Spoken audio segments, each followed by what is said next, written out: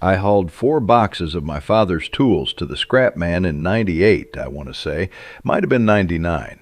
Got $61 for the lot. There was a jack plane in there his father had before him, a brace, and better than a dozen bits, 2 good wrenches, and a draw knife. They were orange. That's the whole reason. Every one of them had gone orange in a shed that leaked. And I looked at them and thought, well, that's done. And I was wrong. Not a little wrong. There wasn't a tool in those 4 boxes that couldn't have been back on my bench inside a weekend. I just didn't know what I was looking at. So today I'm going to make sure you know what you're looking at. Here's my claim, and I want you to hold me to it.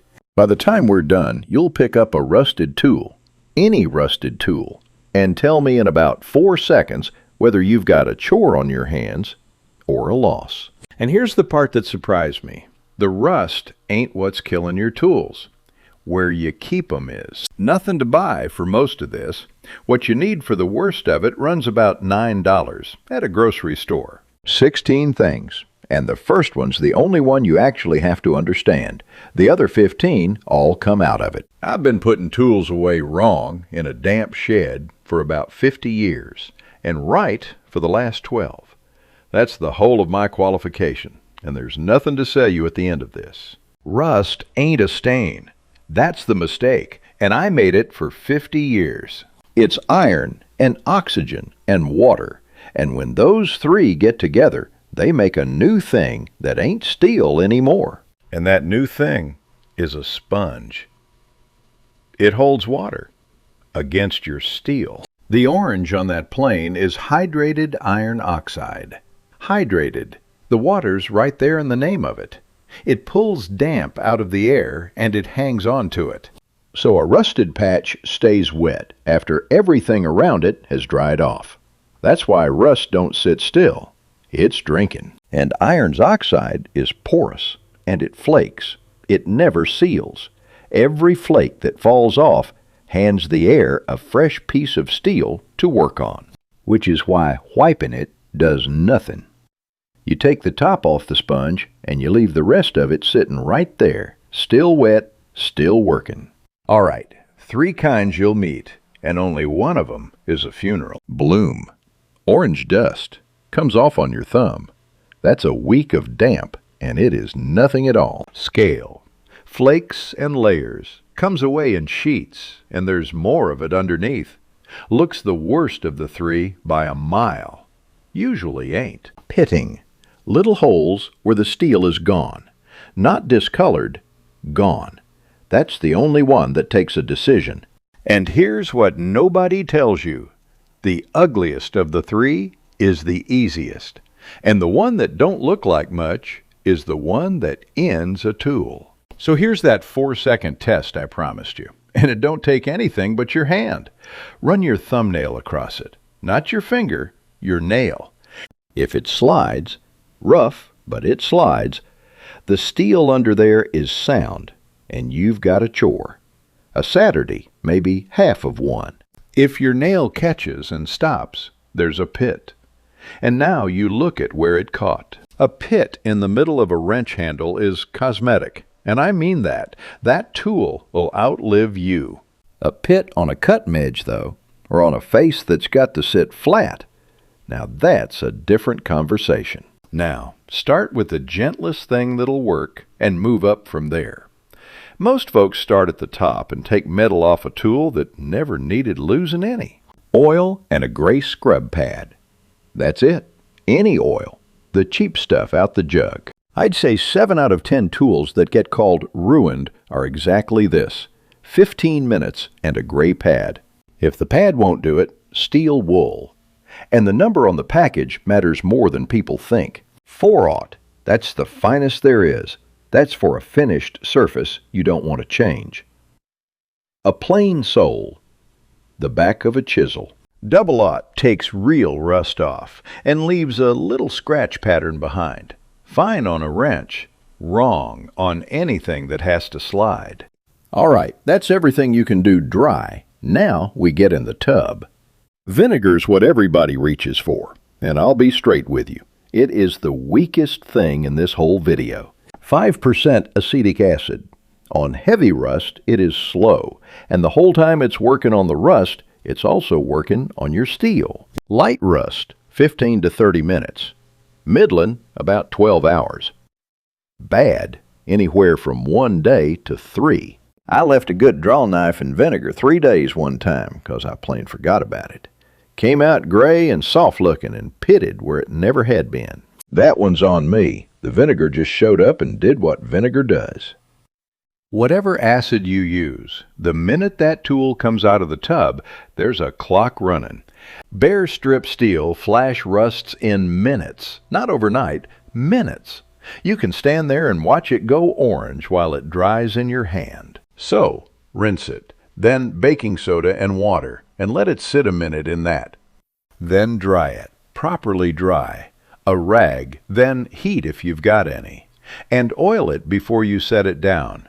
Not tomorrow. Now, the one I'd actually put in your hand, citric acid, powder, grocery store, canning aisle, about $9. Same stuff that makes a lemon sour. And here's why it beats vinegar, 'cause this is the good part. Vinegar eats its way in. Citric acid don't eat, it grabs. It takes a hold of the iron and lifts it up out of there. So it's faster on the rust and gentler on the steel, both at the same time. That ain't a trade, that's just better. Okay, last one, and it's for a tool that's seized, or one that honestly looks past saving. Molasses. And no, I ain't fooling you. It's a plastic tub, a jug of molasses, and about 2 weeks. Water in the tub, molasses in the water. 1 part to 9, near enough. That's the whole recipe. And listen close here, 'cause this is where folks go wrong. You want the cheap stuff, feed store molasses, the kind they sell by the gallon for cattle, not the good jar out of the bacon cupboard.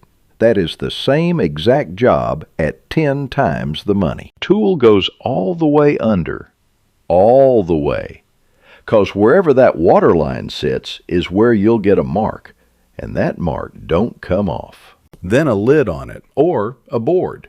2 reasons. It keeps the flies and the wasps out of it, and it keeps most of the smell in. Most of it. You'll know it's working in about 3 days, and you'll know it by your nose. It ferments. There'll be a skin come up on top, and it'll smell like a silage pit. That's right. Leave it be. If a week goes by and nothing's happened, it's one of 2 things. It's too cold where you've set it, or you've mixed it too strong. Thin it out. And here's what this does that no acid can. It takes the rust off and leaves the steel completely alone. Nothing gets eaten. And here's the part I like best. There is not one thing in that tub that could hurt you. It's sugar and water. That is the whole of the safety talk. Now I'll be straight with you about the price of it. It stinks. Not a little. Put that tub downwind of the house or you'll hear about it every day for a fortnight. And when you're through with it, pour it out on the compost heap. It's sugar water, nothing to it. Now, and this is the kind of thing that catches people out, 2 weeks in that molasses tub is nothing at all. You can forget it's out there. Genuinely forget it. 2 weeks in the vinegar tub, and you'll take out something worse than you put in. Same tool, 2 tubs, 2 completely different endings. Wire wheel, fast, satisfying, and it has cost me more good tools than rust ever did. It don't cut so much as it burnishes. Beats the surface flat and shiny. Looks wonderful. Ain't the same surface it was. It rounds an edge without you ever noticing it happen. Put a chisel to a wire wheel, and you'll hand back a chisel that won't take a proper edge again. Which brings up the bigger version of that same mistake. Don't sand anything that has to fit something else. On those, the dimension is the tool. Take 3/1000 off a wrench jaw, and what you've got now is a wrench that rounds bolts. So the rule's simple enough to carry. If it slides against something, or grips something, or seals against something, clean it. Don't shape it. Now here's the one nobody warned you about, and it's cost me twice. Clean bare steel is the most vulnerable it will ever be in its life. More than when it was rusty. So it gets oiled before it goes down. Not when you've finished the batch. Not tomorrow, before it leaves your hand. Plain oil. Cheap. Works. Comes off on your hands. Wants doing again every few months. That's the whole deal with oil, and it's a fair deal. Paste wax is better on anything you don't grip. A plain sole, a saw plate, the top of a table saw. It dries, it don't transfer onto your hands, and it'll go a season. That water displacing spray everybody's got a can of. And I'll be fair to it. It does what its name says. It gets water out. Then it evaporates and leaves. It ain't a rust preventer. Fella who ran our hardware store 40-some years used to say oil's cheaper than steel. Of course, he'd say it while he was ringing up oil, so take it how you like. He was still right. Now, the old advice was a bucket of sand with oil worked all through it, and you stand your tools down in that. I've heard that my whole life. And I'll argue with it some. Half of it's right. The oil is right. But sand holds damp down at the bottom of that bucket where you can't see it, and it grinds besides. I have pulled a trowel out of one of those buckets rustier than it went in. The oil was doing its job just fine. The sand was undoing it underneath. And wherever you're putting that oil, the part you can see ain't where it comes back. It comes back on the tang, up under the handle where the steel runs into the wood. Nobody oils that. Can't see it. So when you oil something, oil the part you'd never photograph. All right, one more before the last one, and this is for anything with teeth on it. Files, saws, taps. These don't play by a single rule we just spent an hour setting up. A file's teeth are the file. There's no surface underneath to clean up. The cutting edge is the shape itself. So everything abrasive we've talked about is off the table. No wheel, no wool, no paper. You'd be flattening the exact thing you're trying to save. A file goes in acid then. And here's the part I like about it. The acid don't just lift the rust off. It etches little pits down into the teeth on its way past. And a pitted tooth bites harder than a smooth one. A file that comes out of a citric bath will cut better than it did before it ever rusted. That is the only place in this whole video where fixing the thing leaves you ahead of where you started. And before you go blaming rust at all, a good half of the files folks think are dead are just pinned. Chips of metal jammed down in the teeth. That ain't rust. That's a file card and 2 minutes. Now saws. A saw is a different animal again, and this is the one that'll break your heart if nobody tells you first. Most old saws carry a maker's etch on the plate, a bit of printing up near the handle. Acid takes it clean off, not fades it, takes it. So a saw goes back to oil and a gray pad, and you work around that etch by hand. It's slower, and it's the whole difference between an old saw and a saw somebody wrecked. All right, number 16 and last. This is the one I'd have paid real money for back in '98. Your tools are not rusting because of rain. If it was rain, you'd have fixed it years ago. You'd have seen the drip and set a bucket under it. They're rusting because of what happens in that shed at about 6 in the morning. Steel is heavy, and steel is slow. It holds last night's cold long after the air's gone warm. So the sun comes up, the air warms up, and that warm air comes up against cold steel. And it sweats. Water out of clear air onto your wrench every morning of the year. Go out to your shed tomorrow before 7. This time of year, end of August, dew's heavy and the nights have just started turning. Put your hand flat on the biggest piece of iron you own. It'll be damp and it hasn't rained in a week. That's the whole thing. That is what's been eating them. So, up off the concrete, 'cause a slab wicks damp all day long. Off the outside wall. And not under a tarp. A tarp is a lid on a wet pot. And an unheated shed that just stays cold will beat a shed you heat now and again. It ain't the cold that does it. It's the change. It was never the rust. It was always the water. Fix the water, and you don't ever meet the rust. You didn't lose those tools to rust. You lost them to a shelf. Okay, now let me take the ones you're sitting there thinking, 'cause I can hear about 5 of them from here. It's a patina. It's supposed to look like that. Well, sometimes it is. And here's how you tell the difference, 'cause there is one. Black or dark gray, smooth, and it don't come off on your thumb. That's black oxide. That is protecting your tool. Leave it be. Orange or red, and it powders onto your hand. That's the sponge. That one's eaten. 2 different things that both just look old from across a room. Can I just paint over it? No, and you already know why by now, 'cause we did it at the top. You'd be sealing the sponge in there with its water. It'll come up under that paint and lift it right off in sheets. Stainless don't rust. Well, it does. It just heals itself, which is a different thing entirely. Scratch it deep enough, or leave it wet in one spot long enough, and it'll pit.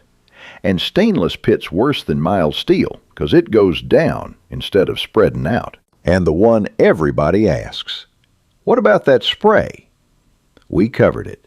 It's a displacer. It is genuinely good at that, and then it goes away. Use it to get water out of something. Don't use it to keep water out of something. What about chrome? Different problem entirely, and worth knowing, 'cause everybody's got something chromed sitting around. Chrome ain't solid. It's a thin platen over steel, and it's full of pores too small for you to see.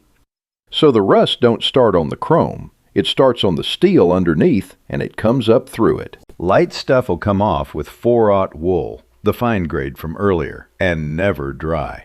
Oil on there first, always. Anything coarser than 4/0, and you'll scratch that shine permanent. Can I put a wire cup on my drill?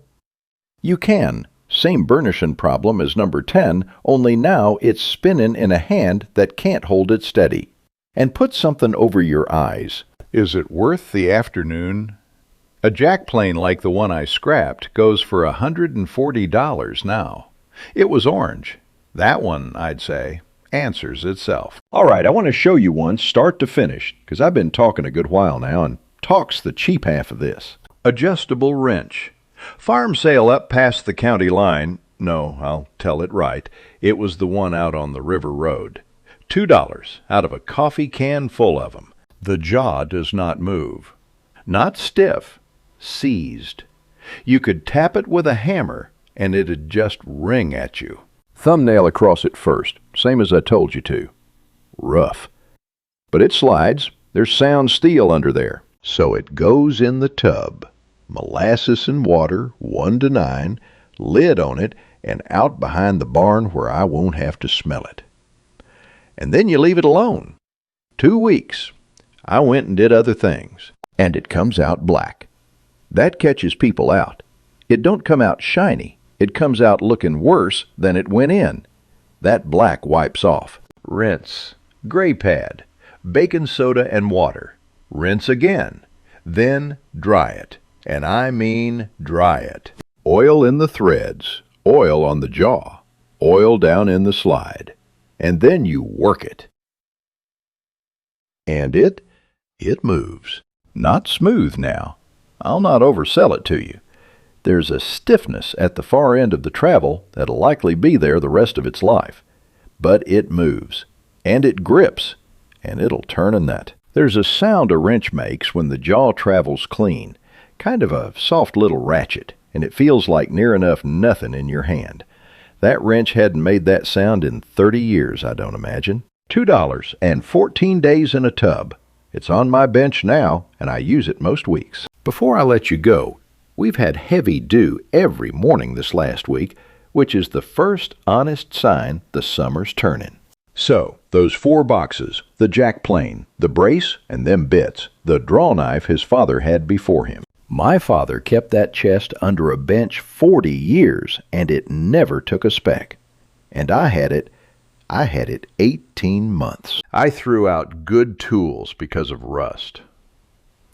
That's the only part of this that still stings. Okay, if this saves one thing off your bench, good. That's the whole job done. And if you already knew all 16, well, you didn't need me today anyway. But somebody's got a box out in a shed right now that they've already made their mind up about. Might be worth sending this along before they load it in the truck. I'll see you next time. Take care of yourselves. And go put your hand on something metal tomorrow morning, early. You'll see exactly what I mean.